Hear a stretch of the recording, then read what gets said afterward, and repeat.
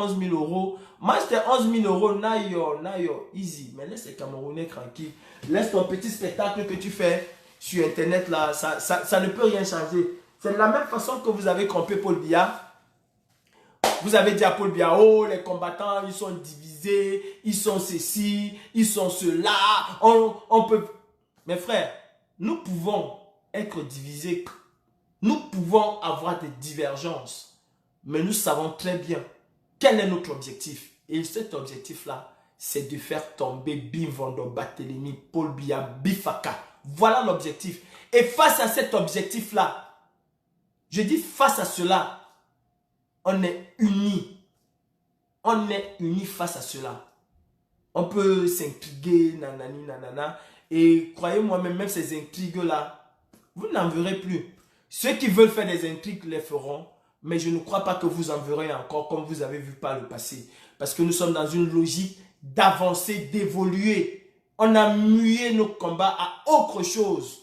On n'a pas changé de combat, mais on a mué nos combats à autre chose. On veut aller plus loin, on veut aller de l'avant. On veut faire le plus rapidement possible. Ce que nous n'avons pas pu faire en 37 ans, on veut le faire le plus rapidement possible. Bon, ceux qui veulent faire dans la diversion vont faire dans cette diversion. Mais ce qui est sûr, une bonne partie, mais la plus grande partie des combattants qui sont là vraiment pour le combat, il n'y a rien qui va déstabiliser cela. Bon, Ahmed Kamer, toi et ta petite bande, j'espère que vous êtes branlés. J'espère que vous avez joui. J'espère que vous êtes allé au 7e ciel. Mais il est temps de redescendre sur terre. Aucun combattant, je dis Ahmed Kamer, aucun combattant n'a été inquiété pour quoi que ce soit. Et crois-moi, nous assumons pleinement l'acte que nous avons posé. Est-ce que c'est à refaire? Nous allons refaire cet acte. Oui, c'est à refaire. Déjà, l'ambassade du Cameroun est prévenue.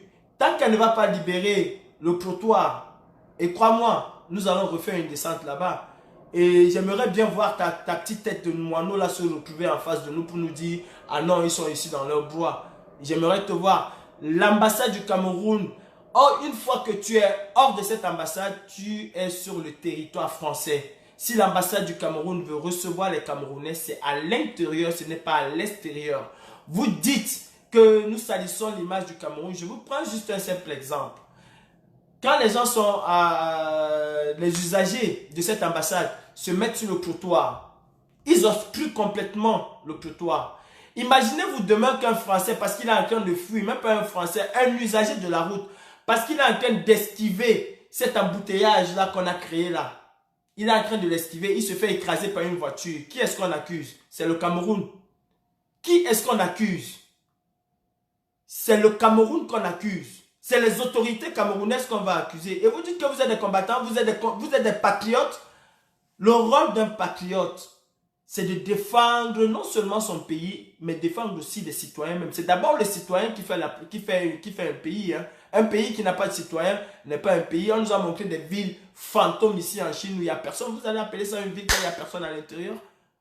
Quand il n'y a personne à l'intérieur, vous étiez des patriotes. Votre rôle aussi aurait été d'aller à l'ambassade du Cameroun et dire, mais attendez, c'est pas quand même possible que les Camerounais qui veulent rentrer chez eux au Cameroun, hein, qu'on les paque comme du bétail sur le trottoir. Et en France, on ne les reçoit pas au Cameroun avec dignité. Vous trouvez ça normal? Vous n'êtes pas des patriotes. Vous êtes comment on appelle ça chez moi au Sénégal? Je redis encore, vous êtes les griots de Biya Paul Bimvondo. Vous n'êtes que des griots. Et c'est que les griots qui se comportent. Parce que quand le griot veut faire son atalakou pour avoir l'argent, il va te dire que tu es beau, tu es ceci, tu es cela, tu es machin, tu es nanani, nanana. Mais au fond, il sait que c'est faux. Au fond de lui, il sait que c'est faux. Vous n'êtes que des griots. Et nous nous battons pour le peuple camerounais. Bon, arrêtez avec vos affaires à 2 balles, vos diversions, bracata que vous faites là, que nanani, nanana. Je suis allé à l'ambassade du Cameroun lundi. Déjà parce que j'allais répondre à une invitation. Tes amis du BI m'ont donné rendez-vous devant cette ambassade et j'y suis allé seul. Parce que je n'ai pas peur. Si je n'ai pas peur d'affronter le BI avec vos seringues que vous avez, nanani, nanana, c'est peur d'affronter la justice française. où j'étais conscient des risques que j'encourais. Aucun d'entre nous, mais aucun citoyen camerounais qui se trouve dans la diaspora et combattant n'a peur de se retrouver en prison. Aucun. Je dis bien aucun citoyen. Nous n'avons pas peur de nous retrouver en prison. Mais si on se retrouve en prison parce qu'on a attiré la communauté internationale à regarder le Cameroun avec un autre regard, on va avoir honte de cela? Ah, jamais, moi je n'aurais pas honte. Et je connais que le général Wanto, ou que ce soit Kawan La Panthère, ou que ce soit Niad Barano, ou que ce soit Marc Seigneur Ivoire, Galbert Agne, que ce soit tous les combattants, je sais qu'aucun d'entre nous, ça c'est sûr et certain, n'a peur de se retrouver en prison. Aucun d'entre nous n'a peur d'avoir quoi que ce soit. Aucun. Mais aucun. Nous nous sommes battus pour notre pays et nous allons continuer de nous battre pour notre pays. Ça, c'était la parenthèse de ce canard boiteux qu'on appelle la mère ta mère. J'en ai fini avec ça. Mes frères, la mobilisation déjà d'aujourd'hui, c'est pour demain. C'est pour demain et il est très important. Excusez-moi. Il est très important que l'Afrique soit soudée. Il est très important que l'Afrique soit soudée parce qu'aujourd'hui,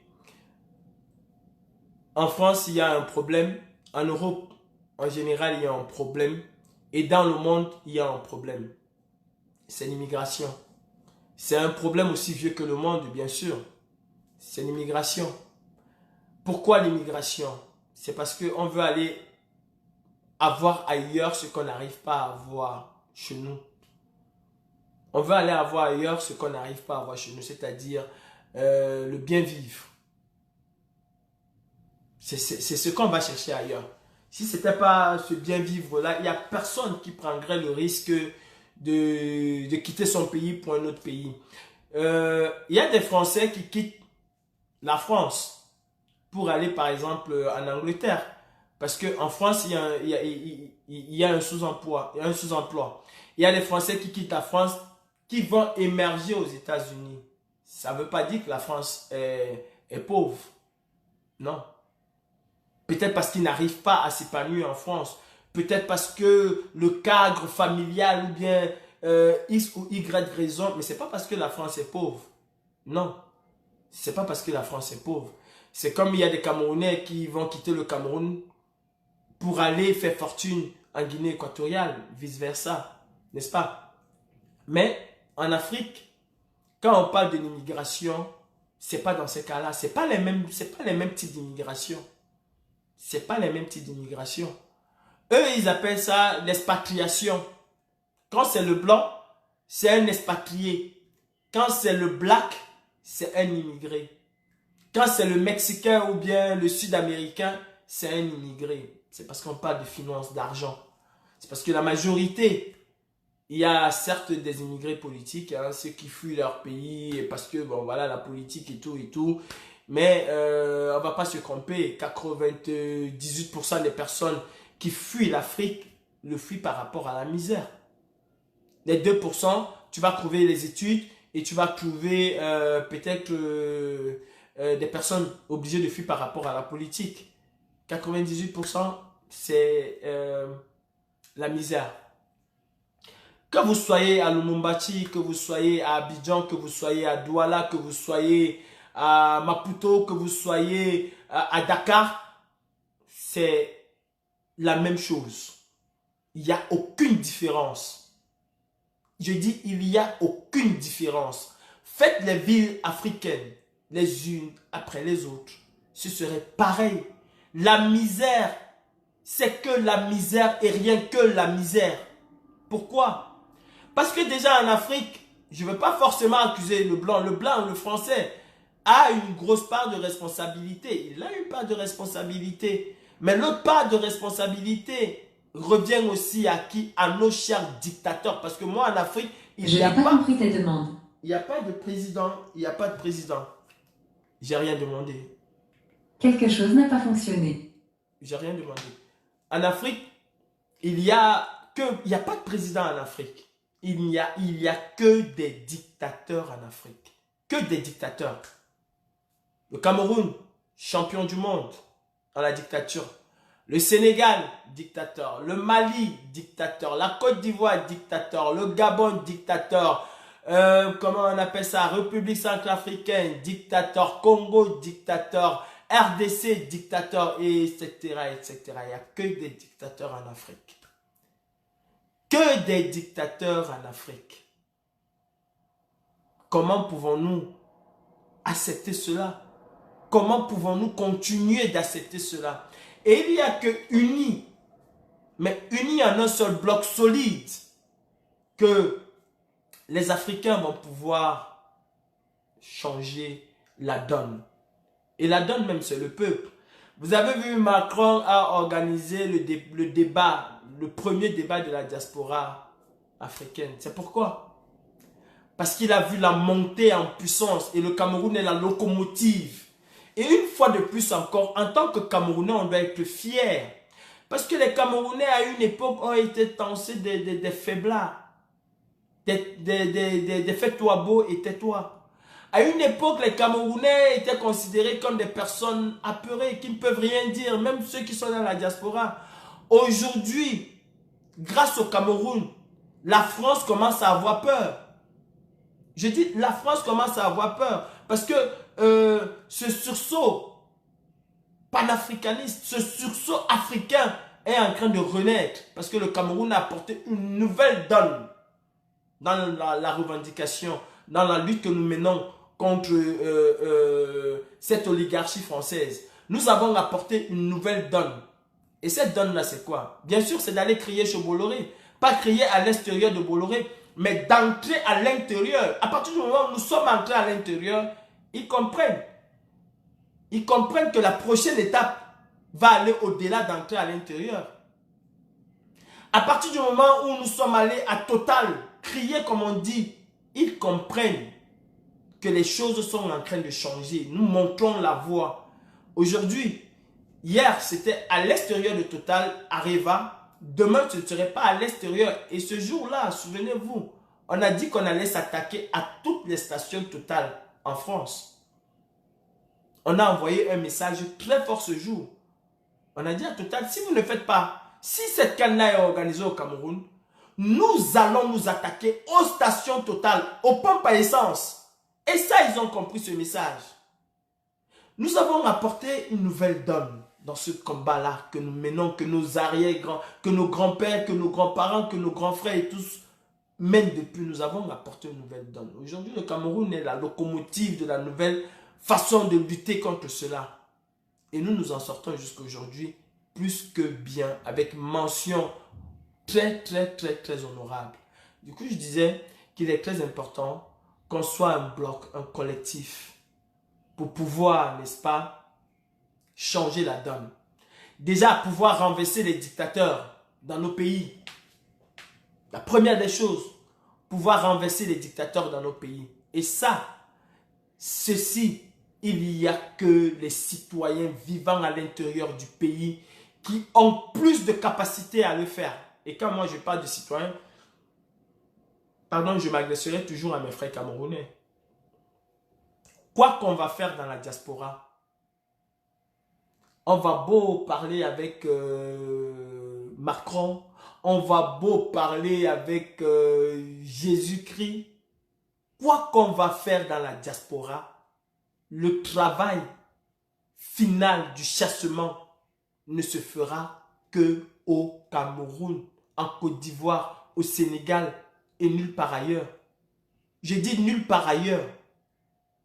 Si quelqu'un vient vous dire « Oh non, je vais aller à l'Élysée, je vais parler avec Macron », c'est faux. C'est faux. Je dis c'est archi faux. C'est vous, les citoyens camerounais, là, sur place, qui devez avoir ce sursaut d'orgueil et dire 37 ans is enough. 37 ans, c'est trop et battons-nous. C'est vous. Ce n'est personne. Ce n'est aucun lobbying. Aucun. Ce n'est, même si on va recasser les ambassades 10 fois, ce n'est pas ça qui va faire en sorte que Paul Biya part. Non. Tant que vous n'allez pas vous lever, On va beau aller crier à Bolloré, on va beau aller crier à Total, au Parlement européen, à l'Union européenne, on va aller à Strasbourg, on va aller à l'Élysée, on va claironner comme on va claironner.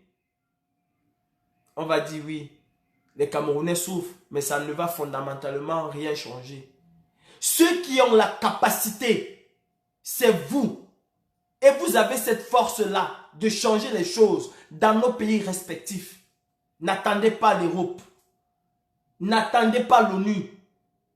N'attendez jamais l'ONU. L'ONU est en RSC, en République centrafricaine là, depuis combien d'années? Qu'est-ce qu'ils ont fait? Qu'est-ce qu'ils ont apporté normalement comme changement? Rien du tout. Rien du tout. Qu'est-ce qu'ils ont apporté? Rien du tout. Absolument rien. Est-ce que pour autant la RCA est sortie d'affaires? Non. Ils sont au Mali. Vous croyez sérieusement que la France, elle qui est, je crois, la 3e ou la 4e puissance mondiale, vous croyez sérieusement que la France ne peut pas arrêter ce qui se passe au Mali? Vous croyez sérieusement? Ou vous pensez un seul instant que la France, en allant détruire la Libye, ne savait pas exactement ce qui allait se passer après?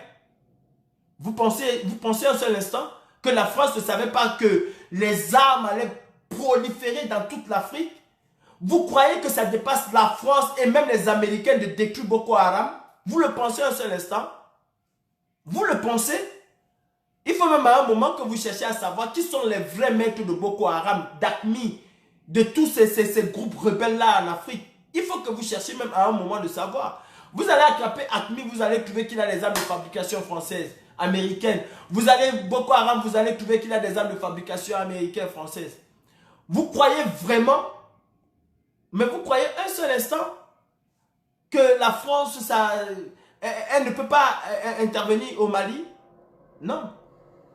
Elle peut bien intervenir. Vous avez vu une usine de fabrication d'armes en Afrique?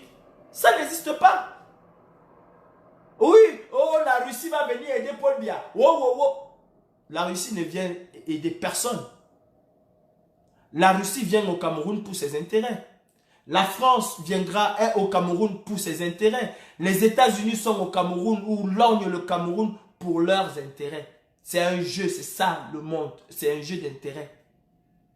Et toi, le citoyen lambda qui n'arrive même pas à te faire soigner, tu es là, tu regardes un observateur, tu croises les bras. Tu crois que les choses vont changer comme ça? Non. Tant que vous, citoyens, vous n'allez pas prendre votre responsabilité, les choses ne changeront pas. Les choses ne changeront pas. La France, en allant bombarder la Libye, savait exactement ce qu'elle faisait. Elle n'allait pas que tuer Kadhafi. Hein? Non, c'était pas ça.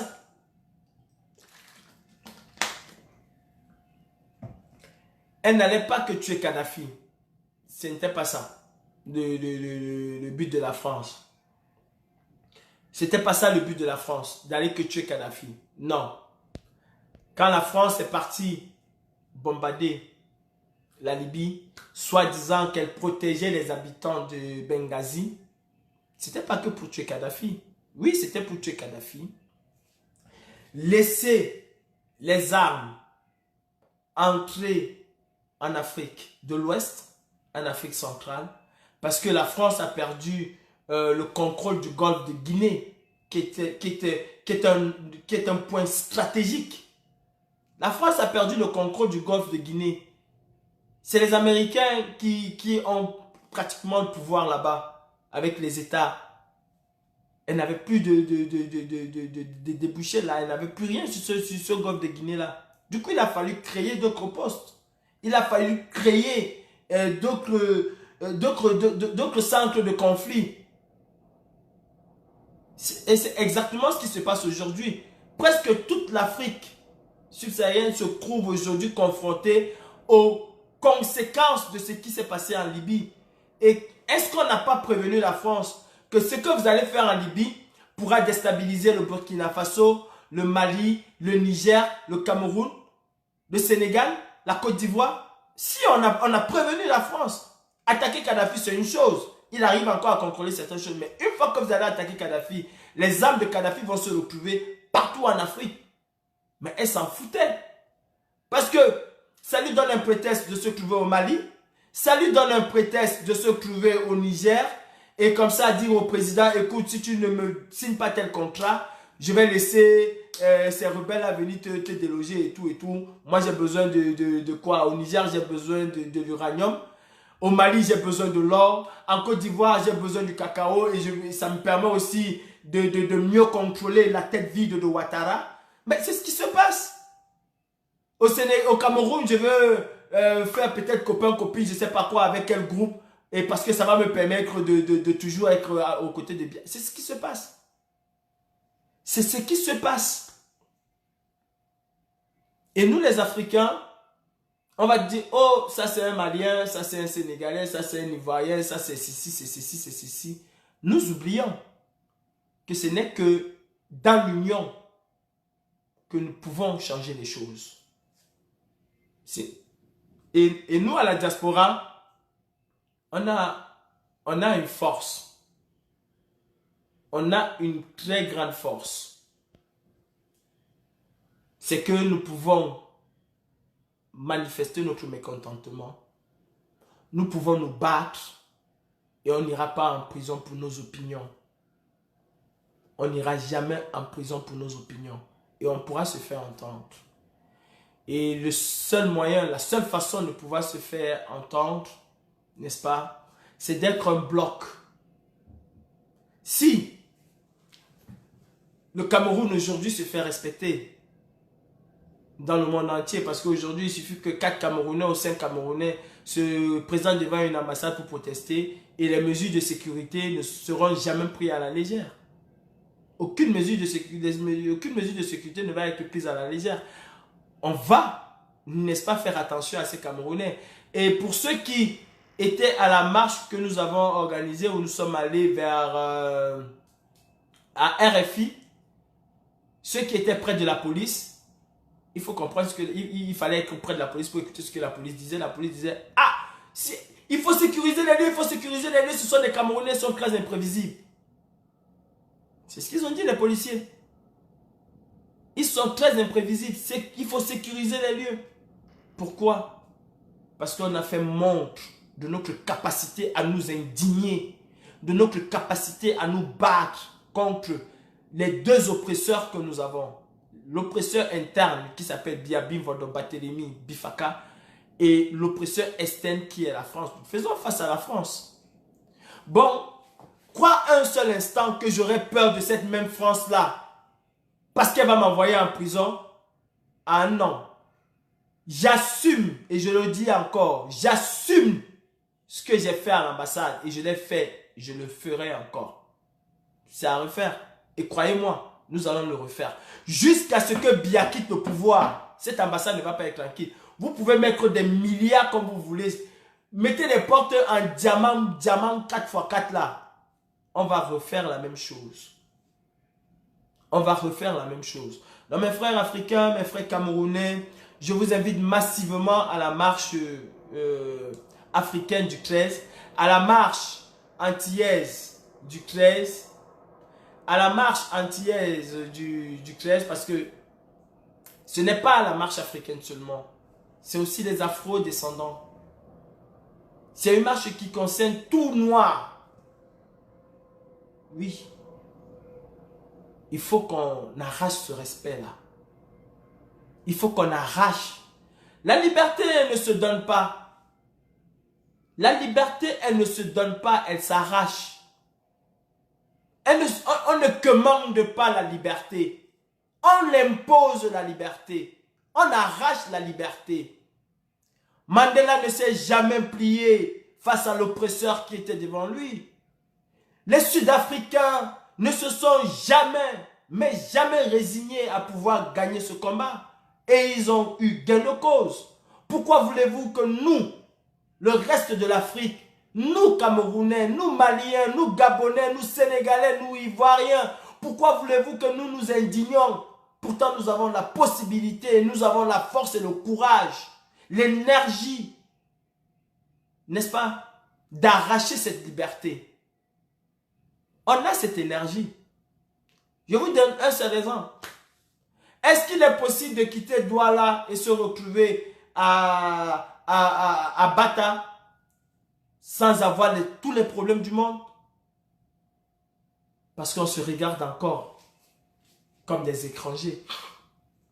Parce qu'on se regarde encore comme des étrangers. Parce qu'on ne se voit plus comme étant des Africains. On ne regarde même plus la couleur de notre peau. Je vais vous dire, si vous voyez un blanc, quelle que soit sa nationalité, non, je dis un, vous voyez, il y a un groupe de blacks. Ils sont 10. Et dans ce groupe-là, vous avez quoi? Comment je vais dire? Vous avez juste un seul blanc. Et qu'il faut un peu du grabuge. Et qu'il faut taper les 10 personnes. Quand le blanc viendra taper les blacks, comme on dit, il ne va pas les taper de la même façon qu'il va taper le seul blanc qui est là. Hein. Il ne va pas les taper de la même façon. Il ne va pas chercher à savoir si le blanc là est français ou bien s'il est malien, s'il est sénégalais. C'est un blanc, pour lui c'est un blanc, c'est son frère. Il ne va pas le taper de la même manière. Pourquoi? Parce qu'il protège d'abord la couleur de sa peau. Pourquoi nous les Africains, on ne veut pas se protéger d'abord nous? Pourquoi on n'arrive pas à se protéger nous, à laisser nos nationalités de côté? On a les mêmes problèmes en Afrique. On a tous les mêmes problèmes en Afrique. Je dis les mêmes problèmes. Le blanc nous a divisés. Il nous a créé des frontières pour mieux régner, pour mieux s'accaparer de l'Afrique, monter les uns contre les autres. Soyons unis, mes frères. Soyons unis. C'est comme la lutte interne que nous menons au Cameroun. Si nous ne sommes pas solidaires et unis entre nous, on ne pourra pas. Parce que pour certaines personnes, ils pensent que le problème, il faut changer la tête. Si on change Biya, c'est fini. Mais non. C'est un système qu'il faut détruire. Ce n'est pas que Biya le problème. Biya, c'est la tête du problème. C'est la partie visible de l'iceberg. Mais il y a un système. Il y a un système bien ancré. Et si tu coupes un arbre par le tronc, il va repousser. Il va repousser. Il ne faut pas qu'on se retrouve aujourd'hui à mener une révolution à la soudanaise. Où le peuple va faire, les militaires vont venir s'asseoir et dire ok, on va faire ceci, nanana. Nous voulons une révolution pure, vraie, sérieuse. Et nous allons y arriver. Et ça, nous allons arriver que quand on va être unis, nous allons arriver. Si on va aller à gauche, à droite, chacun va revendiquer sa chapelle. Le Sénégalais va revendiquer sa chapelle. Le Malien va revendiquer sa chapelle. Le Nigérien va revendiquer sa chapelle. Le Burkinabé va revendiquer sa chapelle. Chacun ne va regarder que le bout de son nez. On n'arrivera à rien. On n'arrivera à rien. Et c'est ce qu'avaient compris les pères fondateurs de l'Afrique. Pas de nos pays, de l'Afrique. Kwame Nkrumah. Ils ont compris cela. Que c'est dans l'unité. Si l'Afrique était unie, on ne parlerait plus du franc CFA. Aujourd'hui, vous nous créez une monnaie, une pseudo-monnaie qui va toujours être arrimée à l'euro. Vous changez juste le nom, vous enlevez CFA, vous mettez ECO. Attends, c'est quoi cette bêtise africaine-là? Vous changez CFA, vous mettez ECO. Vous avez enlevé, comment on dit ça? Franc d'Afrique, coloniaux, c'est quoi? Vous avez enlevé ça pour mettre ECO. Hein? ECO, même c'est quoi? Esclave économique ouest africain. Hein? Moi, c'est comme ça que je vais appeler ça. Esclavage économique de l'Afrique de l'Ouest ou esclavage économique ouest africain. C'est ça? C'est ça? Et non seulement vous avez changé le nom de la monnaie, et que toute la structure, l'ossature de la monnaie, la chair, tout est resté, vous allez la fabriquer où? Encore ailleurs, où vous allez encore payer les taxes. Qui est toujours comment arrimé à l'euro? Qui va toujours avoir ses réserves dans la Banque de France? Mais mes frères, Ouattara, tu prends les Africains pour... Eh my God. Il est temps que les Ivoiriens là, se réveillent aussi. Hein. On peut beau avoir une croissance à 25%, tant que 80% ou 60% de la population vit avec moins d'1 euro, vit avec moins de 500 francs CFA, n'arrive pas à manger 3 fois par jour, mon frère, tes croissances ne servent à rien. Si la croissance d'un pays, c'est seulement construire les ponts, c'est construire les gratte-ciels, et que la population souffre, alors je peux vous dire que ça ne sert vraiment à rien d'avoir la croissance. Ça ne sert à rien. La croissance ce n'est pas que les infrastructures. Non. Le peuple doit vivre cette croissance-là. Elle doit vivre cette croissance. Vous ne pouvez pas me faire une croissance à 20%, à 10%, à 7% ou à 8% et que depuis 5 ans, les salaires n'ont pas augmenté. Le coût de vie ne fait qu'augmenter, mais le salaire, lui, il regresse et vous allez nous parler de croissance. C'est pas ça la croissance. C'est pas seulement ça, les infrastructures. Non. Mais non. Les présidents africains ne sont que des marionnettes et nous le savons tous. C'est-à-dire quoi? C'est-à-dire la France, il faut bien préciser. Hein. La France a posé ses pantins et la France leur dit, vous allez rapporter aux caisses de l'État française chaque année, toi Paul Biya, étant le meilleur élève de la France, tu dois nous apporter 1000 euros, non, 200 millions d'euros par an au Trésor français.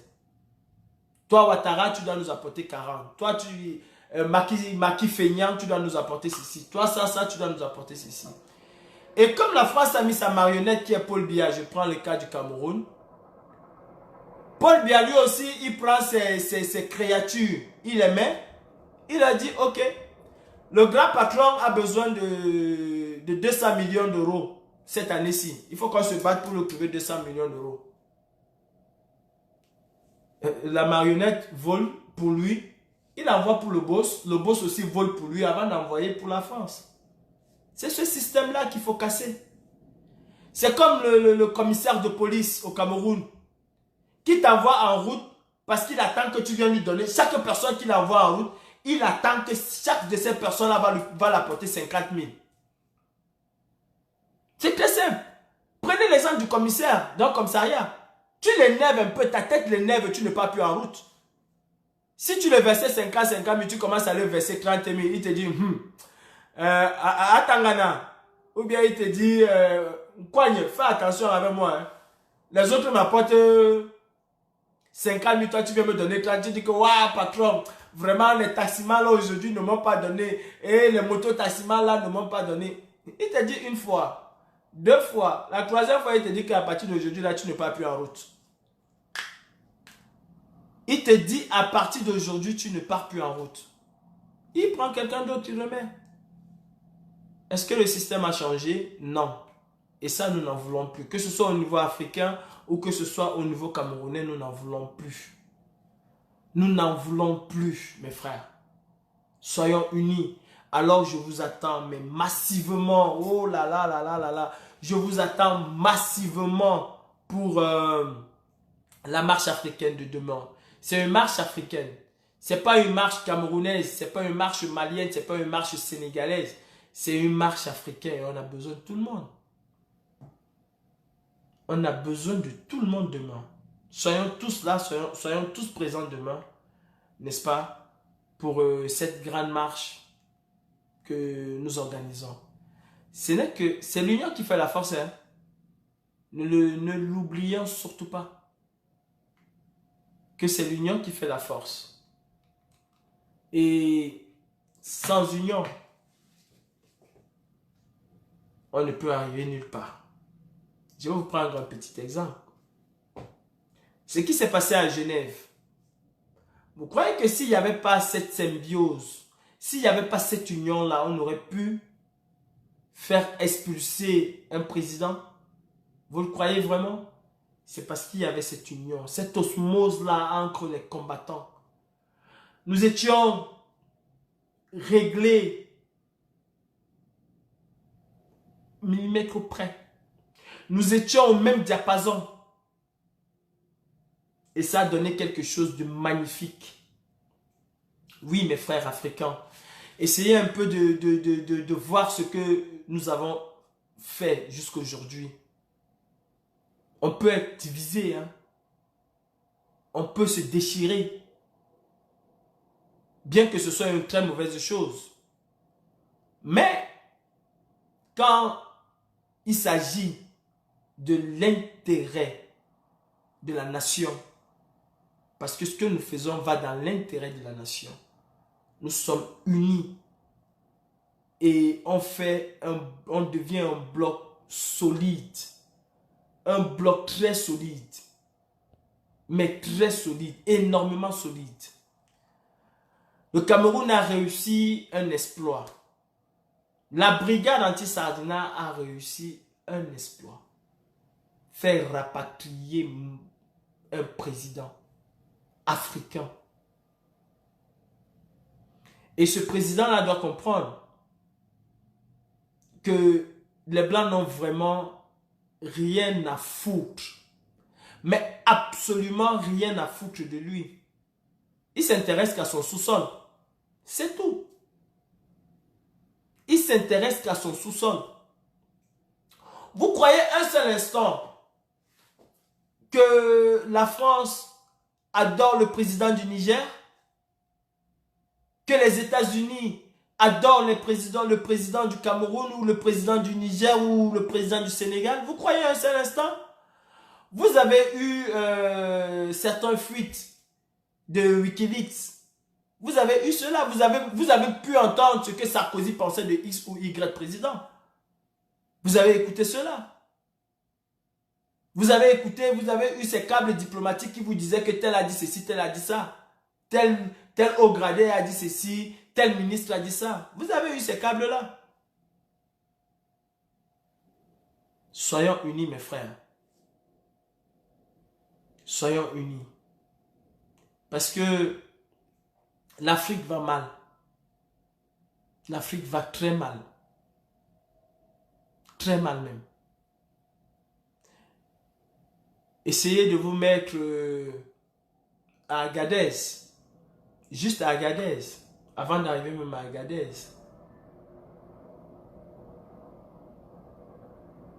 Allez au Nigeria.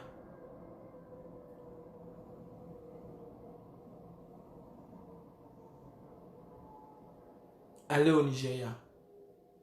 Mais le point culminant de cet exode-là, le point culminant de l'immigration, il y a Agadez.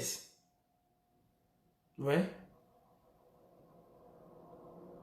Et si vous vous mettez aussi à Arlit,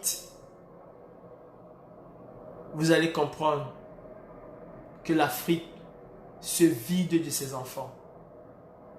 Parce que Arlit, c'est le carrefour. C'est... Comment je vais dire? Ouais, c'est le carrefour. C'est où on se dispatche. Celui qui va à gauche, au nord, au sud, c'est le carrefour. Et vous allez comprendre que l'Afrique se vide de ses fers de lance. Que l'Afrique se vide de sa jeunesse pour un destin incertain. Je ne connais pas au Cameroun, en Afrique de l'Ouest, en Afrique centrale. En Afrique centrale, je parlerai de quel pays? En Afrique centrale, je ne parlerai peut-être que du Cameroun. Un peu de la Centrafrique, un peu du Tchad. Mais je ne parlerai que du Cameroun en Afrique centrale. Parce que les Gabonais, j'ai pas un souvenir d'avoir vu les Gabonais là-bas. J'ai pas un souvenir d'avoir vu les Équato-Guinéens. J'ai pas souvenir d'avoir vu ça. Mais j'ai souvenir d'avoir enterré. C'est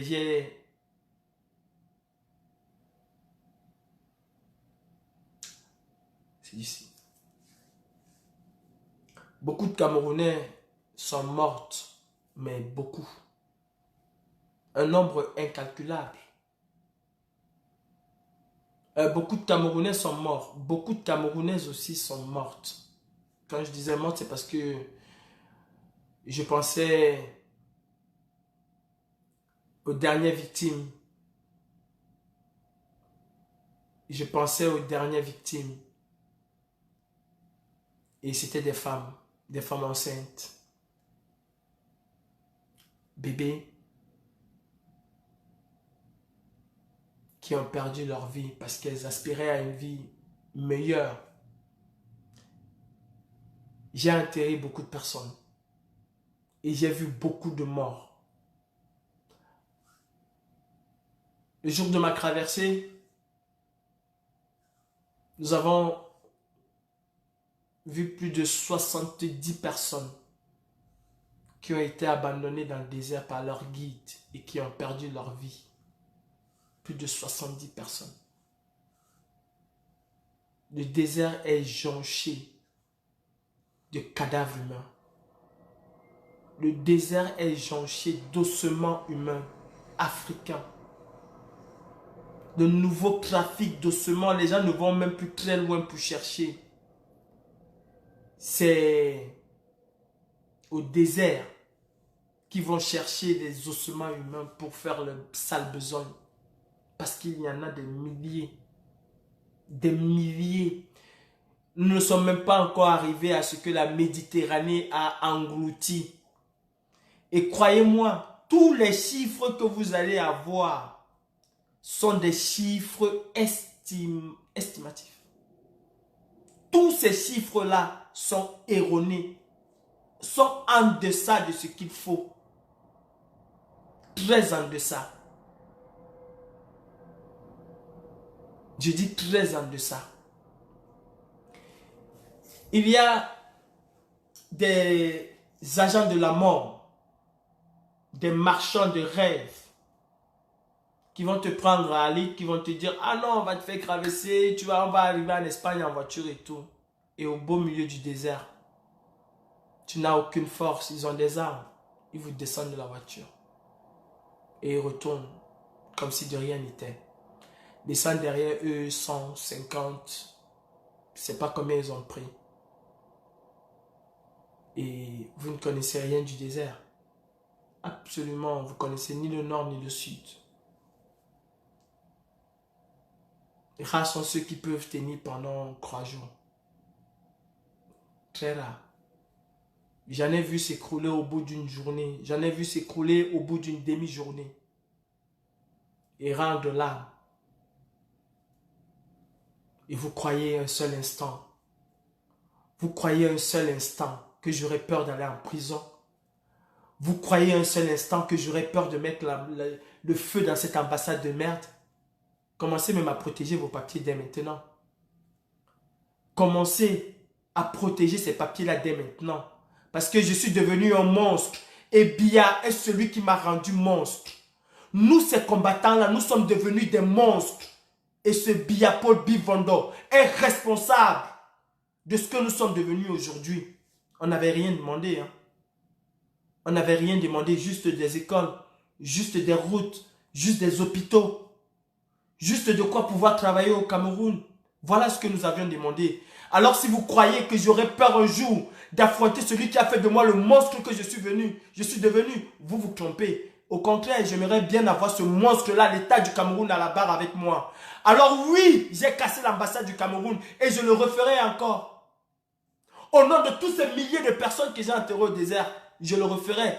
Alors si vous pensez un seul instant que Calibri ou que tous ces combattants-là, que nous avons peur de nous retrouver en prison, alors c'est qu'on n'a pas pris la route du désert. C'est qu'on n'a pas pris cette route. C'est qu'on n'a pas fait une promesse à nos frères. On ne leur a pas dit qu'on se battra pour que plus jamais un Camerounais, un Malien, un Sénégalais ne puisse rendre l'âme dans ce désert qui, il y a des années encore, lui était très inconnu. Je n'ai aucunement peur de me retrouver en prison. La prison, elle est faite pour des hommes et non pour des animaux. Et non pour des animaux. Alors vous ne pouvez pas. Vous ne pouvez pas. Et une chose, il faut que vous sachiez une chose, pour que la France puisse me rapatrier, il faut déjà que je sois déchu de ma nationalité. Et ce n'est pas encore le cas. Bon, il y a encore beaucoup à faire là-dessus. Mais beaucoup à faire. Je ne parle que des Camerounais, du petit groupe de Camerounais avec lequel j'étais. Mais mes frères, nous avons connu des choses. Nous avons connu des choses. Biya a tué le Cameroun. Vous avez eu la grâce de Dieu. Vous avez pris, pour certains, vous avez pris l'avion. Beaucoup sont en Europe aujourd'hui. Même certains qui sont devenus des queues de sardines ont pris ce désert-là. Et ils savent de quoi je parle. Ahmed Tamer a pris ce désert. Il a souffert pendant des années avant d'arriver où il est. Ahmed Tamer a pris ce désert. Il a souffert pendant des années avant d'arriver où il est. Malheureusement, il a vendu son âme au diable. Pourquoi? 11 000 euros? Même pour 10 milliards d'euros, je ne ferai pas. Je serai hanté par tous ces morts-là. Je serai hanté. Vous avez déjà pris une embarcation. Vous vous retrouvez dans cette embarcation à 120.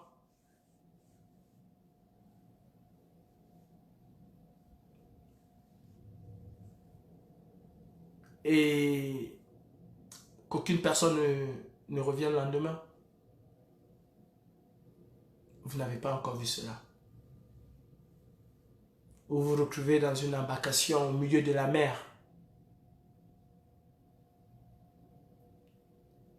Et il y a une fissure, il y a un trou. Le moteur a lâché. Il n'y a personne qui connaît où on va. Il n'y a personne qui connaît rien du tout. Il y a des gens qui... C'est très dur. C'est très dur, mes frères. Et vous voulez que, après avoir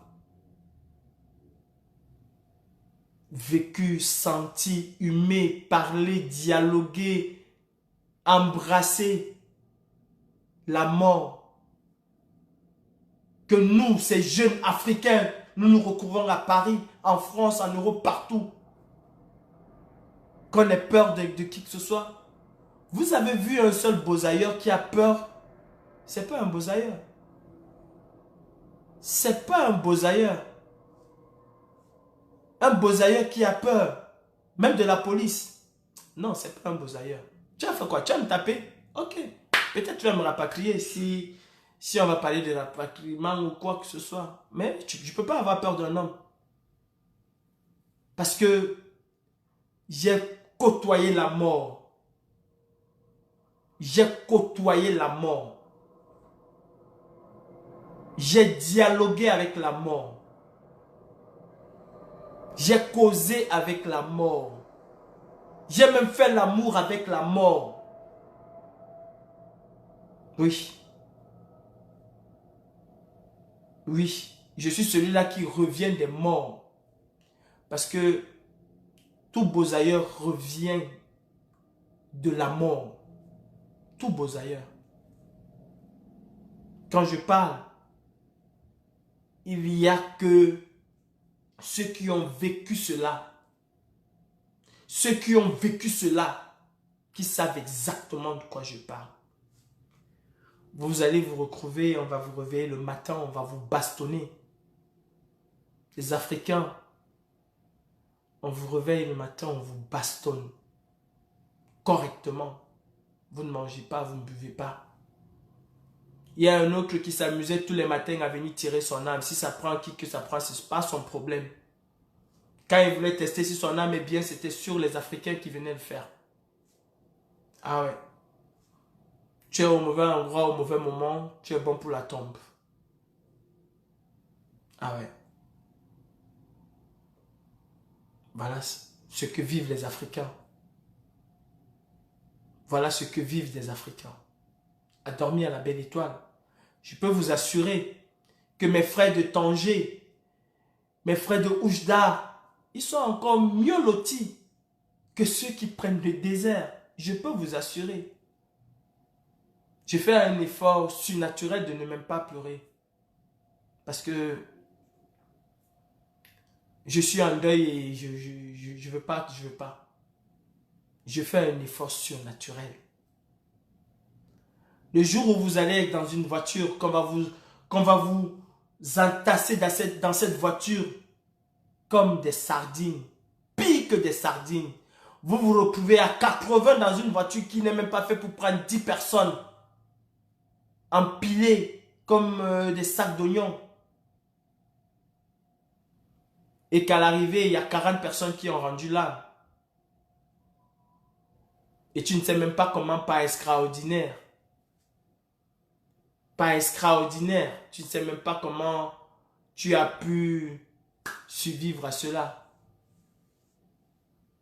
Alors j'aimerais que la personne qui va être confrontée à tout ce que nous avons traversé, parce que je ne suis pas seul, à tout ce que nous avons traversé là, c'est 10 ans, 5 ans, 1 an, 2 ans, 2 jours de prison qui vont me faire peur.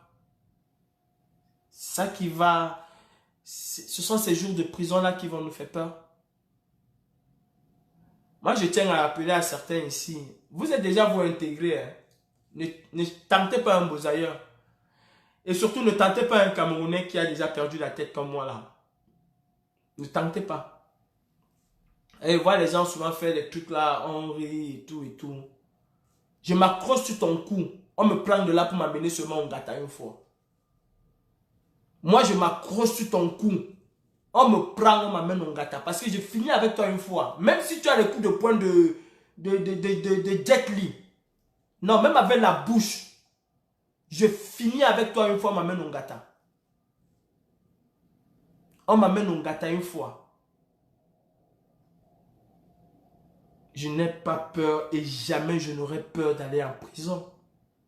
Mais je suis dans un état d'esprit normal. J'attends avec impatience même que cela arrive. Et impatience. Et on ne va pas se faire représenter par les avocats. Non. La première personne que j'accuse, c'est Bia. Et déjà même que j'ai une plainte contre lui. Bon, il va se retrouver à la barre avec moi. Il monte, il descend. Il monte et il descend, on va se retrouver à la barre. Il monte et il descend. J'en ai fait arrêter d'autres. Hein.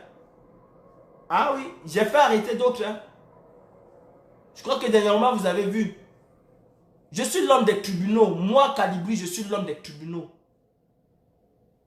Je suis l'homme des tribunaux. Bon, je n'ai pas peur. Je n'ai pas peur d'un tribunal. J'ai traîné la préfecture du 91 au tribunal. C'est vous que je vais avoir peur de vous traîner au tribunal. Je suis l'homme des tribunaux. Il y a quoi? Il y a 3 jours, j'étais à la police, non? Il y a 3 jours, j'étais à la police. Je suis allé reprendre les faits que j'ai posés le jour du salon de l'agriculture. J'étais à la police. Les faits que j'ai posés quand le président était là, je suis allé reprendre ces faits-là, j'étais à la police. Il y a 3 jours. Je n'ai pas peur de la police, je n'ai pas peur du commissariat. Hier encore, j'étais à la préfecture. Ils auraient pu m'arrêter là-bas. Et vous parlez. Où je suis logé là. Où je suis logé là. Les services secrets français savent où je suis logé. Où je suis logé, les services secrets savent où je suis logé. Très bien même. Bon, comment elle s'appelle? Marlène a dit que on a arrêté les combattants. Il y a le vol qui est... Le vol est toujours entre Paris et Yaoundé. Kalis Bangala a dit qu'on a arrêté les Camerounais. Le vol est toujours entre Paris et Yaoundé. Ça, depuis janvier. Hein.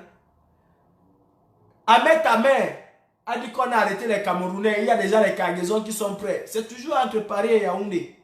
Depuis 1994, on a toujours une mallette de milliards qui se trouve toujours entre Douala et New York. Depuis 94, ce n'est pas encore arrivé. Vous allez attendre le vol des combattants là qui vont arriver au Cameroun pendant aussi 25 ans ou 30 ans. Vous allez toujours attendre. Imaginez vos vols. Vos avions nocturnes là. Imaginez-les. Vous allez voir les combattants là parqués à l'intérieur. Que vos maillots, vous allez les voir. À l'intérieur.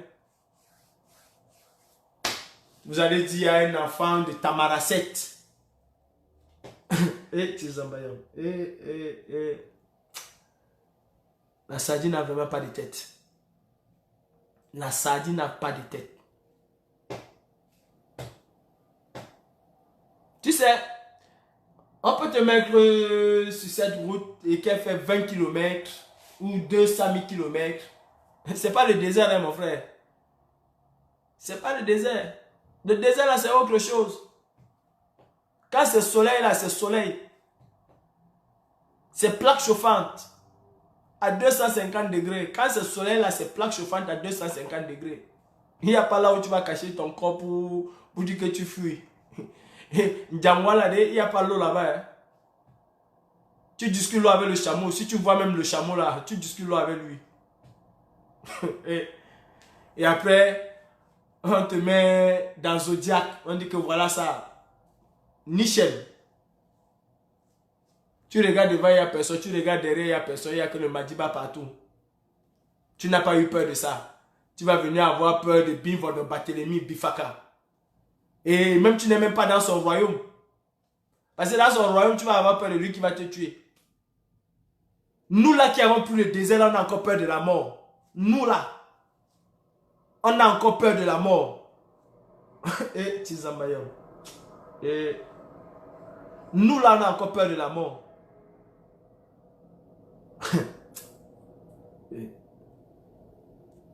On n'a plus peur de rien.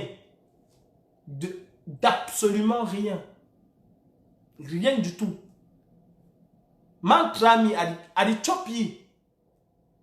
Quelqu'un me tente, je le bouffe. Même avec mes dents, je mange, je vois comment j'avale. Ah oui. Parce que nous sommes arrivés à un moment où nous étions devenus des cannibales. Nous sommes arrivés à un moment où nous étions devenus des cannibales. Il fallait coûte que coûte se battre pour survivre. Il fallait coûte que coûte se battre pour survivre. Et nous nous sommes battus pour survivre. Ce n'est pas que c'est les plus forts qui sont arrivés. Mais c'est les plus chanceux qui sont arrivés. Après avoir vu le bien. Pardon. Soso, papa. Soso. Appelle Emmanuel Macron. Dis-lui d'accélérer le processus. Dis-lui d'accélérer le processus. Qu'on se voit rapidement devant la barre. Dis-lui d'accélérer. Pardon. Ce n'est pas parce que Calibri ira en prison. Ce n'est pas parce que tel ira en prison et déjà nous ne sommes pas là que la révolution camerounaise va s'arrêter. Mais vous vous trompez. Vous vous trompez complètement. Ah oui, vous vous trompez complètement. Il y a des milliers. Vous croyez que tous ceux qui étaient à Genève, là, c'est les moribonds qui étaient à Genève? Vous croyez que c'est les moribonds qui étaient à Genève? J'ai vu un gars de l'Allemagne, là, mais lui, alors, c'est un sac de combattant. Celui-là, c'est un sac de combattant. Il était en survêt vert, survêt des lions. C'est un sac de combattant. Voilà la relève. Il est venu nous montrer que père. Adam Boza, non, non, on a bien fait Livy. Et c'est Calibri que vous allez prendre. Vous allez d'abord prendre Calibri où? Donnez-moi rendez-vous devant l'ambassade, là, même tout dessus, là, je viens vous trouver là-bas. Vous allez faire quoi? Wabambanje, ton lambeau, vous n'allez rien faire. Absolument rien. Absolument rien. Mes frères, il faut que nous nous battons pour que nos petits frères ne puissent plus prendre cette route que nous avons prise. Parce que c'est une route maudite. Combien d'Africains sont morts dernièrement en Libye? Combien? Combien d'Africains sont morts dernièrement en Libye? Battons-nous, mes frères. Déjà, battons-nous, soyons présents pour la mobilisation de demain. Et il me reste quelques minutes, presque 30 minutes. Et ces 30 minutes-là, je dédie ces 30 minutes à mon peuple, à mes frères camerounais. Mes frères, aujourd'hui, au lieu que Biya, de retour au Cameroun, puisse parler aux Camerounais. Mais c'est quel président on a au Cameroun? On dit un peuple a un président qu'il mérite. Mais c'est quel président on a au Cameroun? Un président qui ne connaît jamais s'agresser à la nation? Au plus, c'est 2 fois par an. Le Cameroun traverse une crise aussi grave que ce que nous vivons au Cameroun. Et cet homme est complètement, mais incapable de s'agresser à son peuple. Il est incapable de faire une allocution pour rassurer son peuple. Vous allez appeler ça un président? Vous allez appeler celui-là, le chouan là, un président? Biya Elan, Bumbu Foyoumami. Fais encore une autre plainte que tu mets dessus. Outrage au président Mbeynou, Dani Matema Elan. Tout ce qui se passe au Cameroun, plus de 2000 Camerounais sont morts. Silence radio. Des milliers de Camerounais sont des réfugiés internes et externes. Silence radio. Des militaires camerounais sont tués. Que ce soit au nord, au Nozo, silence radio. La situation sociopolitique au Cameroun est catastrophique. Silence radio. Mais c'est quel président vous avez? C'est quel président vous avez? Qui connaît que sortir le 31 décembre pour venir vous parler? Vous appelez celui-là président? C'est celui-là le président de la République? Qui ne sort qu'une fois par an ou 2 fois par an? Mais c'est même une fois par an. Une fois par an, vous avez un président qui s'agresse à la nation avec une situation catastrophique que nous traversons. Catastrophique, mes frères camerounais. Aujourd'hui, il est rentré de Genève, la queue entre les jambes. Et, comme on dit souvent, du coutement, c'est la montée en puissance du tribalisme, du repli identitaire. Concert à tous les Camerounais aujourd'hui. Curieusement, depuis son retour, il faut tuer un Bamileke. Il faut tuer un Bamileke. C'est ça. C'est ça le Cameroun qu'on veut construire après Biya. C'est ça le Cameroun qu'on veut construire après Biya. Non. Le Cameroun n'est pas ce que vous voulez que le Cameroun devienne. Et les autres Camerounais, exactement comme cela s'est passé au Nozo, on est resté tranquille. On est resté tranquille. Cette histoire de Bamileke, c'est pas une histoire qui date d'aujourd'hui. Les Français eux-mêmes ont voulu décimer le peuple Bamileke. Le premier génocide au Cameroun, je ne suis pas Bamileke. Mais le premier génocide au Cameroun a été perpétré par qui? Perpétré par qui, autant pour moi? Par ces Français qui ont voulu décimer ce peuple. Pourquoi? Parce que le Bamileke se battait pour le Cameroun. Parce que le Bamileke ne se battait pas pour lui, pour sa tribu. Il se battait pour le Cameroun. Le père fondateur de l'UPC n'était pas Bamileke. Mais quels sont ceux qui ont pris l'UPC à bras le corps? C'est les Bamileke. Et ils en ont payé un lourd tribut. Ils ont payé un lourd tribut, cette population, ce peuple-là. Après ça, un peu calmé, on a laissé un peu les Bamileke tranquilles. Parce qu'à une époque, Ahidjo est venu au pouvoir. À une époque, Ahidjo est venu au pouvoir. Et en 82, quand il a transmis inconstitutionnellement le pouvoir à Biya, parce que Biya n'a jamais eu, comment je veux dire, sa place de président de la République du Cameroun en passant par la Constitution, par les élections. Non, on lui a donné. On le lui a donné. Ahidjo le lui a donné. Après ça, en 84, Biya a monté un coup d'État farfelu contre lui-même. Et c'est devenu le tour des nordistes. On a décimé tous les nordistes. On les a tous tués. Toute la classe montante du nord a été calcinée, tuée. Et après cela s'est calmé. Il est resté dans son pouvoir. En 91, il y a eu les événements que nous connaissons tous, où nos grands frères ont voulu changer les choses. En 91, oui, bien sûr, avec les villes mortes. Et c'est reparti de plus belle en 92. Vous vous souvenez, Camerounais, quand John Frundi a gagné les élections en 92. Et une fois de plus, les Bamileke et les anglophones sont revenus au devant de la scène.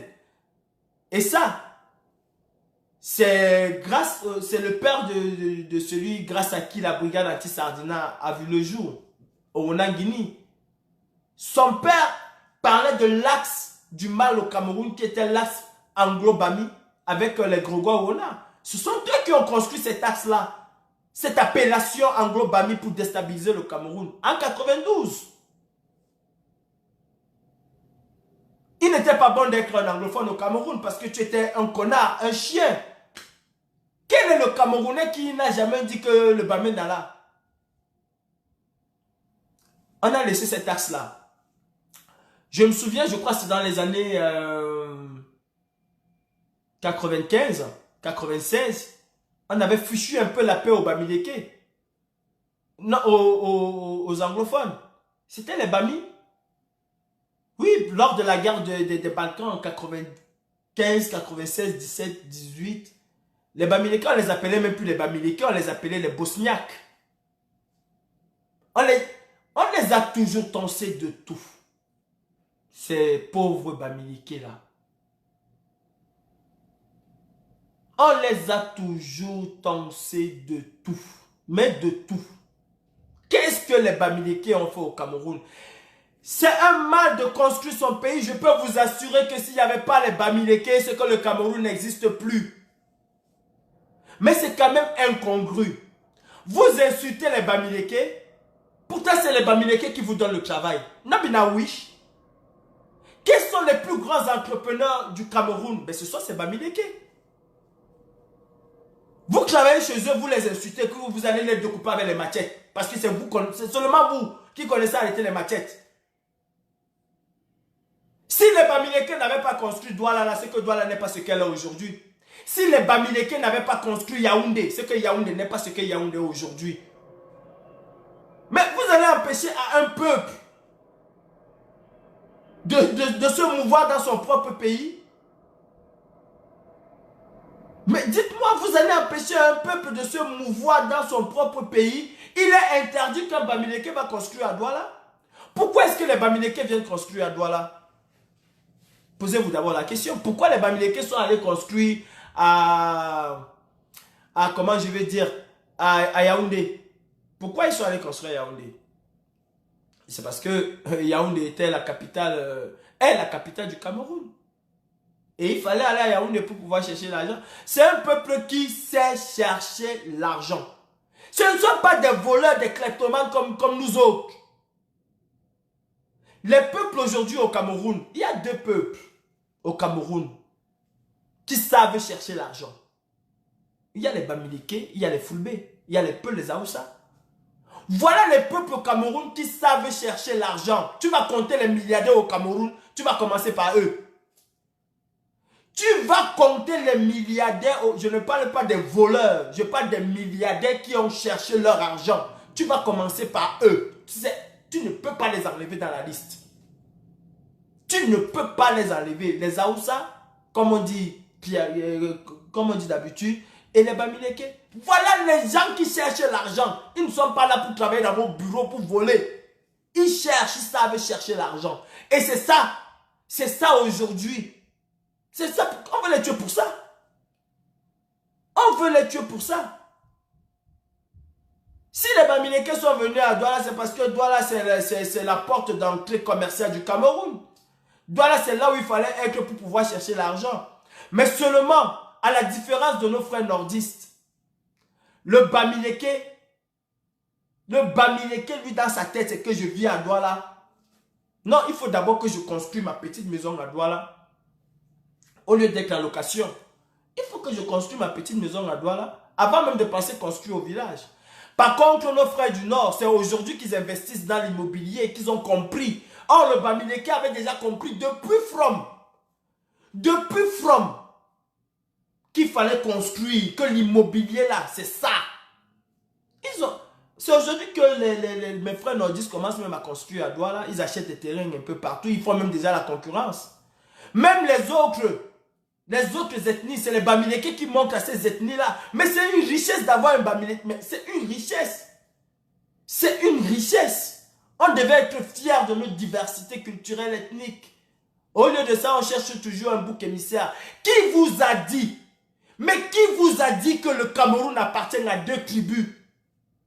Qui vous a dit cela? Vous voulez tuer les gens parce qu'ils ont le sens du commerce, parce qu'ils ont le sens de chercher, de construire. Si les Bamileke rasent tous les immeubles qu'ils ont, à Yaoundé, à Douala, à Balmayo, à Gentilou, ils rasent tous les immeubles. Non, vous avez la chance qu'on ne peut pas porter sa maison sur la tête et marcher avec. Vous avez la chance. Parce que si on pouvait porter la maison sur la tête et que les Bami vous disent, ok, nous on rentre chez nous avec nos maisons, je peux vous assurer que l'Ouest là devient le Dubaï du Cameroun. Je peux vous assurer que l'Ouest devient le Dubaï du Cameroun. Parce que si chaque Bamileke enlevait sa maison, portait ça sur sa tête, ou déplaçait ça sur les voitures comme on fait aux États-Unis, avec les voitures tractables là, ils ramènent ça chacun dans son village. Mais pour partir à l'Ouest, tu devais prendre un visa. Parce que ça devait être qu'un autre pays là-bas. Parce que ça devait être un autre pays. Qu'est-ce que vous voulez à ces gens? C'est eux qui vous ont demandé de manger le porc, de boire le bon vin. Eh, le Bamileke, lui, il ne connaissait pas lui manger le porc, boire le bon vin. Hein? Ah, c'était pas dans sa tête. Ce qu'il avait dans la tête là, c'était la qualité de son compte. C'était sa petite maison qu'il a construite. Si les Bamileke rasent tout Yaoundé, Douala là, ils ramènent chez eux là, vous allez rester avec quoi? Avec rien du tout. Rien du tout. Rien du tout. Vous allez rester avec quoi? Si tous les Bamileke décident de fermer leur entreprise aujourd'hui, le Cameroun tombe définitivement dans l'oubliette. Dites-moi si c'est faux. Dites-moi si c'est faux. Vous qui insultez les Bamileke là partout à gauche, à droite, nanani, nanana. Si tous les Bamileke ferment leur société, vous rentrez tous.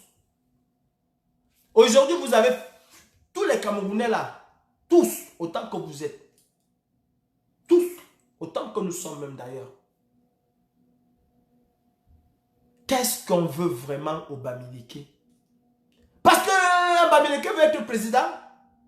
Mais changez donc la constitution du Cameroun et vous dites clairement aux Camerounais que les Bamileke ne pourront jamais être président au Cameroun. Ne le dites pas derrière. Le barbag là, ça ne paye pas. Ne le dites pas derrière. Dites ho ha. Dans la constitution du Cameroun, les Bamileke ne seront pas présidents. Parce qu'après les Bamileke, demain ce sera un Douala. C'est à qui le tour? Parce que ce que nous voyons aujourd'hui, et ça c'est pas l'œuvre des Betty, des Boulou, c'est l'œuvre des élites qui veulent conserver leur pouvoir. Aujourd'hui, c'est le Bamileke, c'est Moïse Kamto qui cristallise tout ça. Mais demain, ce serait Jean Bobolo et Yenda qui va avoir le même problème. Ou ce serait Jean Miondo Nandolé qui va avoir le même problème. Demain, ce serait pareil.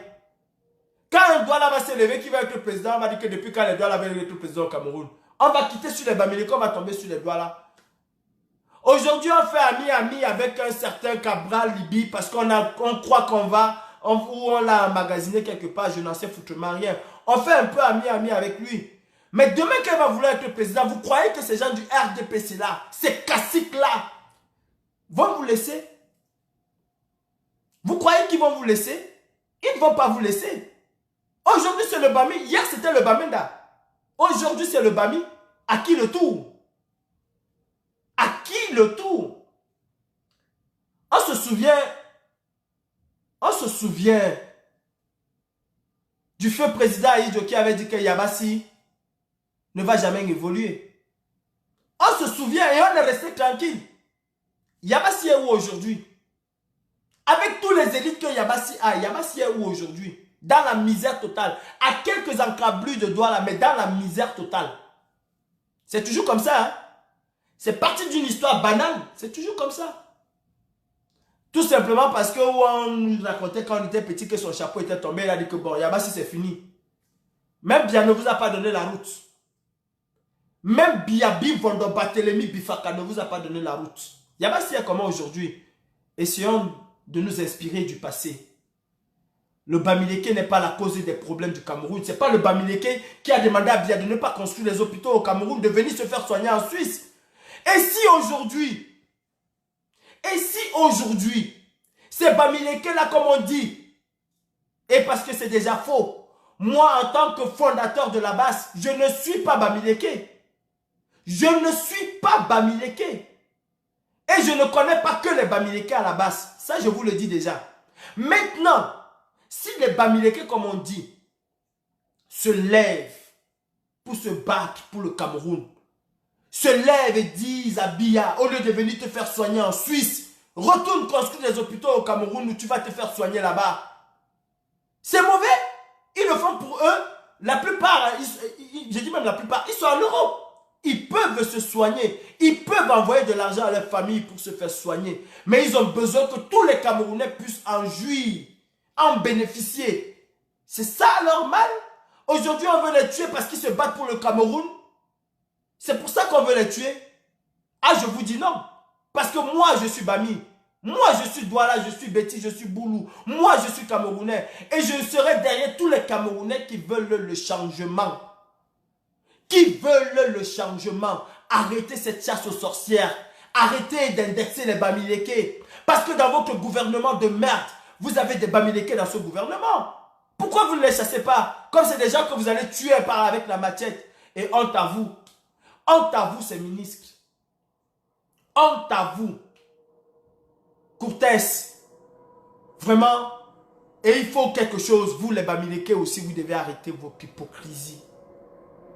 Vous, les Bamileke, à un moment, vous devez arrêter avec l'hypocrisie. Vous ne pouvez pas être vilipendé par un pays.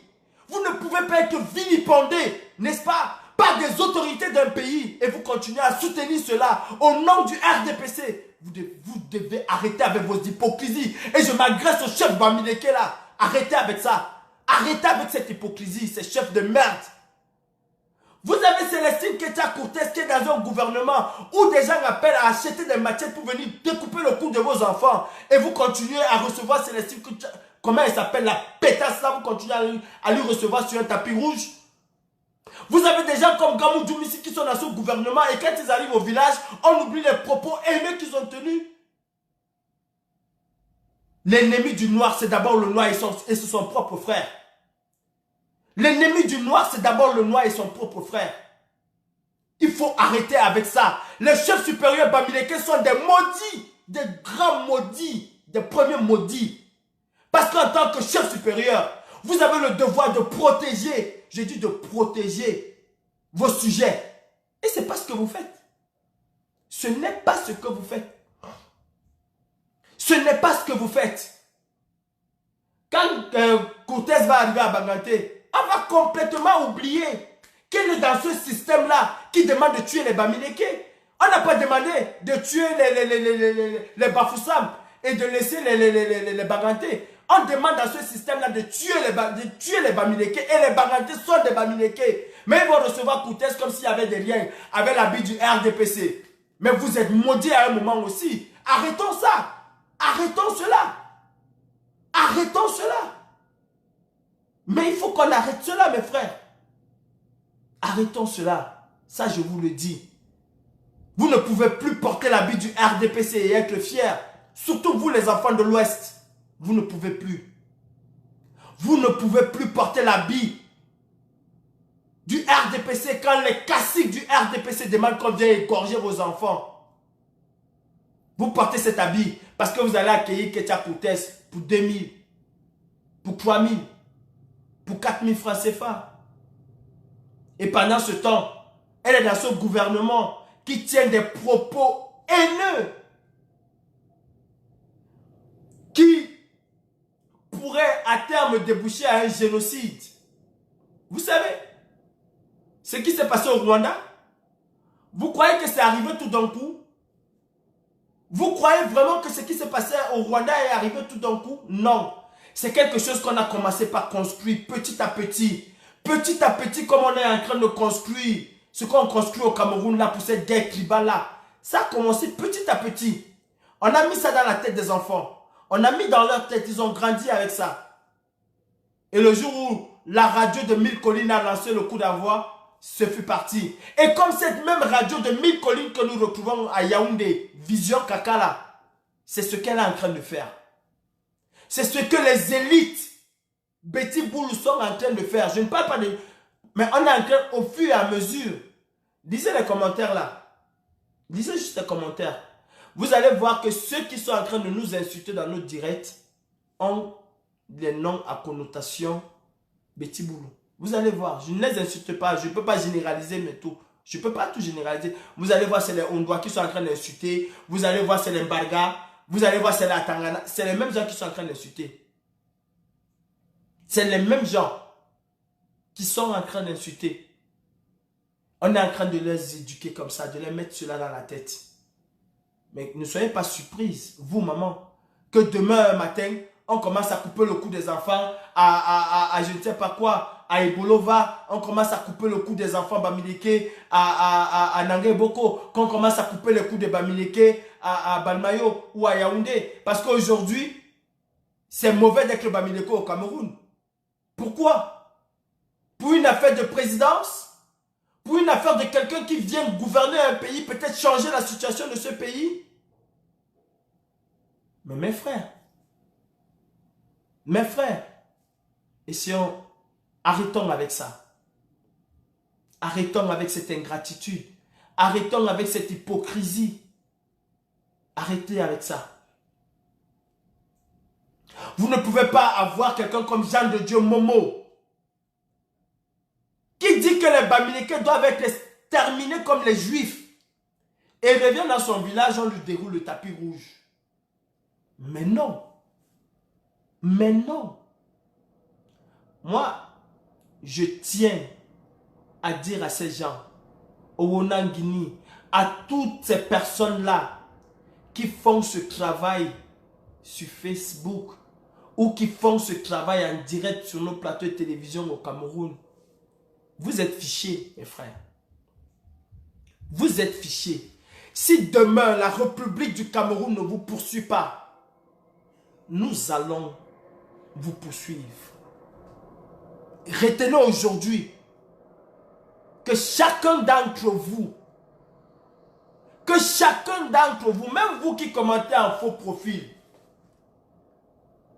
la brigade scientifique de la brigade anti-Sardina est au travail. On connaît vos adresses IP. Changez de faux profil comme vous voulez. Nous connaissons vos adresses IP.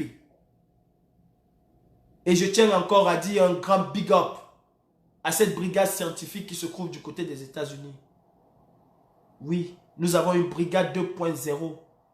On vous traque, on archive. Tous vos commentaires, nous les archivons. Une fois que nous avons vu un faux profil avec un commentaire, on va dans son adresse IP, on localise, on connaît exactement où il est, on archive. Vous allez rendre des comptes. Vous allez rendre les comptes. Ne vous dérangez pas. Écrivez. Écrivez comme vous voulez. Faites exactement ce que vous voulez. Mais vous allez rendre compte. Moi, je ne parle pas des tribus Béti. Je ne parle pas des tribus Boulou. Je parle des apôtres de cette division ethnique qui sont les élites. Je dissocie complètement ces élites-là de la population. Je les dissocie. Femme Dongo ne représente que lui et sa famille. Il ne représente pas son ethnie. Bien qu'il y aura quelques petits cons qui vont le suivre. Clément Atangana, pardon, ne représente que lui et sa petite famille. Il ne représente pas les gens de son ethnie.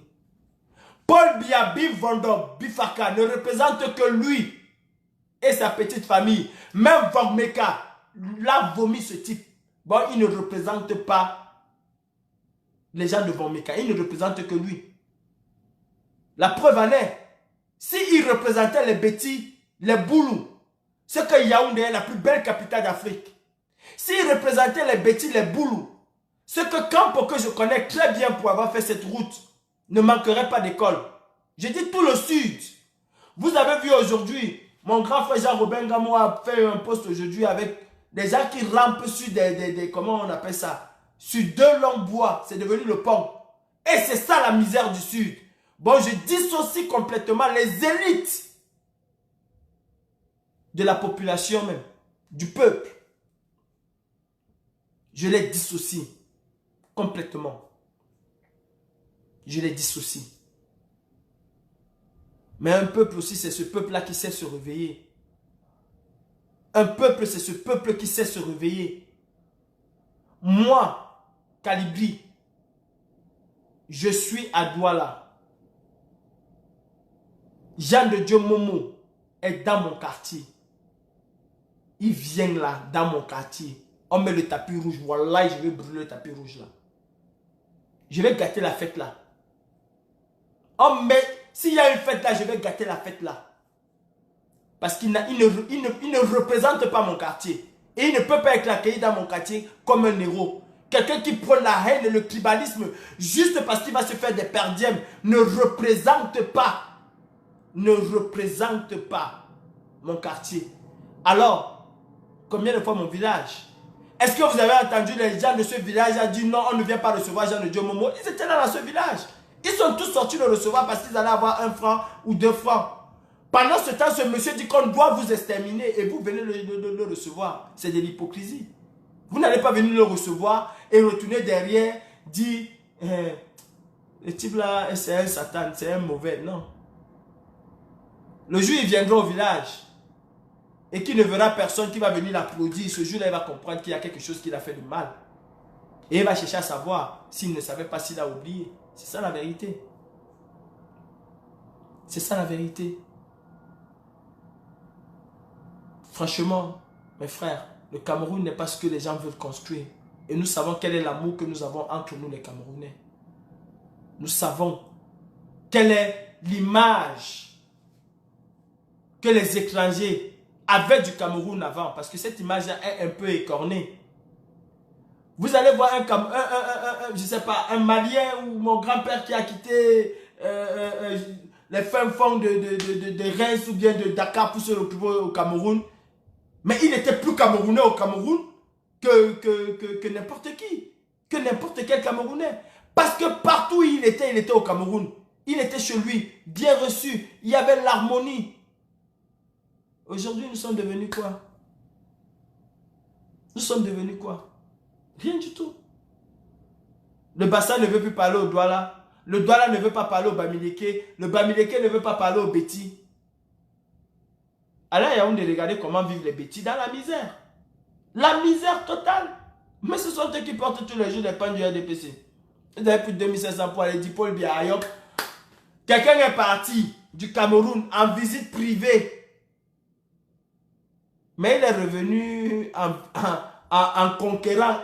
Mais il est revenu, mais le retour triomphal. Vous écoutez même vos titres. Le retour triomphal. On dirait qu'il partait bagarrer seulement avec ses enfants.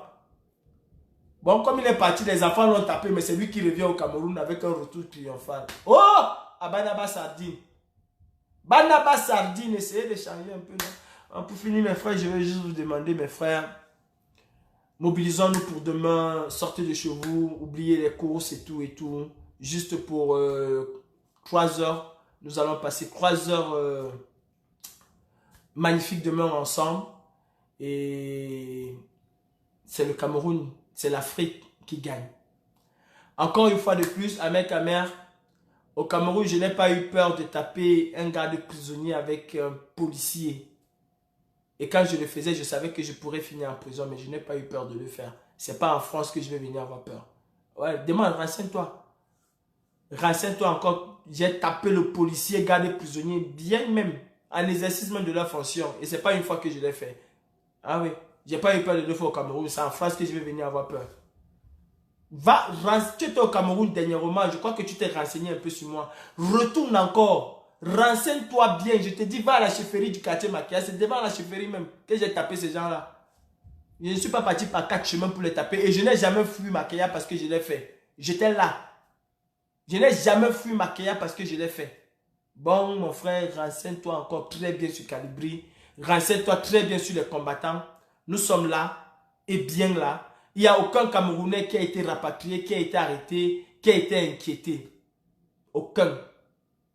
Aucun n'a été arrêté. Bon, mes frères Camerounais, mes frères africains, le rendez-vous c'est demain à partir de 12 h à la place de la République. Nous devons nous mobiliser pour cette Afrique nouvelle que nous souhaitons avoir, cette Afrique sans dictateur. Quant à moi, ce serait peut-être l'un de mes derniers directs que vous voyez aujourd'hui. Je ferai des directs, mais maintenant très rarement. Parce que le combat, il a complètement changé. Nous avons plus des choses à faire sur le terrain que sur Facebook. Et les choses ne changeront au Cameroun qu'avec les Camerounais du 237. Ne l'oubliez jamais. Le combat maintenant doit se déporter et doit se focaliser au Cameroun. Doit se porter et doit se focaliser au Cameroun. J'ai oublié de vous passer un message. Nous avons un compatriote camerounais qui est actuellement en détention, à rétention à l'aéroport de Lyon. Il est arrivé il y a quelques jours et malheureusement, il a été pris à l'aéroport. Et je demande à tous les avocats du côté de Lyon, camerounais, qui peuvent le venir en aide, de ne pas hésiter, soit de me contacter directement, soit de se rendre au centre de rétention de l'aéroport de Lyon-Saint-Exupéry. À toutes les associations camerounaises qui peuvent venir en aide à ce frère-là du côté de Lyon, de ne pas hésiter. J'ai essayé de mettre notre frère, parce qu'il m'a contacté aujourd'hui vers midi, j'ai essayé de mettre en contact avec quelques associations que je connais. Et s'il y a des Camerounais qui sont à Lyon et qui peuvent lui apporter un soutien, vraiment, n'hésitez pas soit de vous rendre directement du côté de l'aéroport de Lyon-Saint-Exupéry, soit de me contacter et je ferai le lien entre vous. Et si vous pouvez nous aider à aider ce Camerounais-là, parce que c'est aussi ça, la brigade anti-Sardina, l'entraide. Il est arrivé en France, il a été retenu à l'aéroport, il a déposé une demande d'asile qui a été rejetée et depuis il a fait un droit de recours parce qu'il a quand même le droit, n'est-ce pas? Merci le Jitsi. Ok, le Jitsi c'est quoi déjà mon frère? Tu peux me l'écrire en inbox ou bien tu peux nous envoyer un message directement sur le mail ou la page de la brigade anti-Sardina parce que je ne sais pas ce que c'est, mais je vais essayer de chercher maintenant. Il a fait un recours, mais seulement l'administration veut user du zèle parce que normalement quand tu fais un recours jusqu'à ce que la justice prenne une décision, tu ne peux pas être expulsé. Et là on veut le faire, on veut l'expulser en catimini. Il a déjà résisté 2 fois. Mais mes frères, il faut qu'on se mobilise pour aider notre frère de Lyon. Il a besoin de nous et voilà. c'est l'union qui fait la force. Et on ne doit pas, quelqu'un qui est déjà arrivé en Europe, nous devons lui porter assistance. Quant à moi, j'essaie de faire ce que nous pouvons. Nous essayons de faire ce que nous pouvons. Mais si vous connaissez des associations sur Lyon qui peuvent l'aider, déjà le Jitsi, là, dès que je finis, là, je vais taper sur Internet pour voir ce que c'est et pouvoir leur faire part de ce problème. Merci mes frères. Rendez-vous demain à partir de midi à la place de la République. Oui, il n'a absolument rien fait. Il a pris son visa, il est arrivé et on l'a refusé d'entrer sur le territoire. Il est en rétention à l'aéroport Saint-Exupéry de Lyon. Il a un visa normal. Il a un visa normal, il n'est pas sans papier. Jusqu'à ce que son visa soit périmé, on ne peut pas le traiter de sans papier. Il faut qu'on arrête un peu avec cette histoire de sans papier. Et personne n'est venu. Le jour où vous allez me donner le papier, ceux qui sont venus coloniser le Cameroun là, ceux qui sont venus, le jour où ils vont me montrer leur papier, ce jour-là, je vais leur montrer mais pas de papier. Parce que quand ils sont venus au Cameroun là, ils n'avaient pas de papier. Je ne vois pas pourquoi moi on va me parler de sans papier ici. Salut mes frères, bonne soirée. Rendez-vous demain à partir de midi à la place de la République. Au Cameroun, prenez votre courage à main parce que c'est vous et seulement vous qui devez faire changer les choses au Cameroun. Personne d'autre. Vous vivez plus mal que nous. Alors réveillez-vous comme les Burkinabés l'ont fait. Réveillez-vous comme les Soudanais l'ont fait. Et vous les militaires camerounais, croyez-moi, la situation économique du Cameroun est catastrophique et vous allez en subir les conséquences au même titre que la population camerounaise que vous refusez de protéger. Et c'est un tort parce que vous avez prêté serment pour protéger le peuple camerounais et pas pour protéger un individu. Alors réveillez-vous aussi.